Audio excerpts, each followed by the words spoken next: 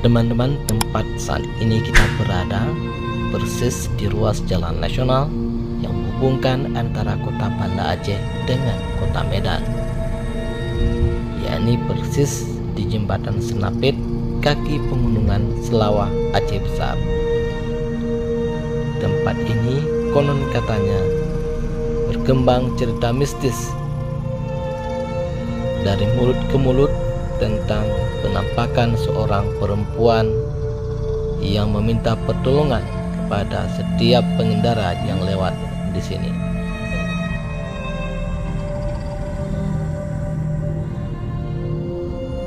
Yang pastinya kita harus sangat berhati-hati melewati jalan ini, mengingat sudah sering terjadi kecelakaan di wilayah ini. Hal ini disebabkan karena jalan yang berliku-liku dengan tanjakan yang sangat curam.